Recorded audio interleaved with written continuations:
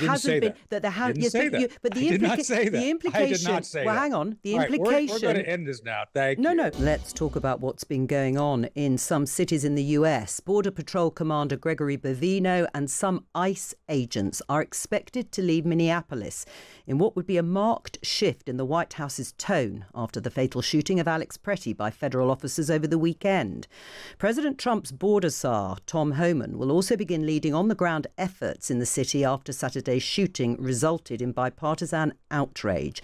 Let's speak to Anthony Shaffer, former National Security Advisor to Donald Trump's 2020 campaign. Welcome to The Times at 1, Mr. Shaffer. We've all seen the footage with our own eyes. Yes. We know what we saw. Pretti was unarmed when he was shot. He was not unarmed. He was unarmed. When he was shot, he was well, you cannot see that he is armed. So it was indefensible, wasn't it, what happened?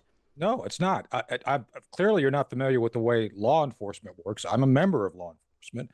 The moment you're impeding a federal investigation that includes getting in the face of federal officers, you are considered a threat. And the moment that you decide to do something like get in the middle of something and you're armed, you have the potential of getting shot. I'm a big Second Amendment person. Right. I go armed all the time. Right. I don't go around confronting federal officers. Yes, but hang on. The weapon was removed. He was shot afterwards, as you said. You're in favor of the Second Amendment. What's your conclusive source on this? Well, just looking at the pictures. No. Stop. We don't just look and assume things when we do investigations. Was the weapon removed from him? The weapon was in the process of being removed. When one weapon went off, it may have been his weapon. Why is Donald Trump changing his mind on this? Why is he shifting his tone? This we can talk about. So I think there's some issues relating to how ICE and CBP, the Customs and Border Patrol folks are there too. As a matter of fact, the CBP person was the one who was engaged in the shooting with Pretti.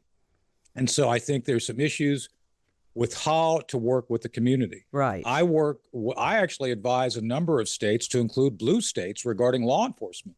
And there's some things that need to be done to make sure that, first off, you're engaging properly with citizens. You're doing things that are reflective of values and training. One of my close friends is Dean Cain.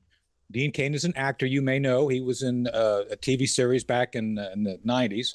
And he's been a member of law enforcement over the past 20 years. He was trained to be an ICE officer. We were talking the other day on one of my programs about the extensive training they go through in Glencoe, Georgia, at what we call FLETC. Okay. So I think there needs to be a reflection on standards and protocols. Right. So, Mr. Shaffer, from what you're saying, the standards have been, well, they've been substandard. That there hasn't been, that there has. Yes, but the implication. The implication. Well, hang on. The implication. We're going to end this now. Thank you. No. The implication of what you've said is that there needs to be much more training, which you can conclude by saying they haven't been trained properly to deal with these community issues, as you call them. Oh, I think we may have lost Anthony Shaffer, the former National Security Advisor to Donald Trump's 2020 campaign. We were talking about what Donald Trump may actually do in terms of removing some of the ICE agents from Minneapolis. Maybe we'll return to it tomorrow.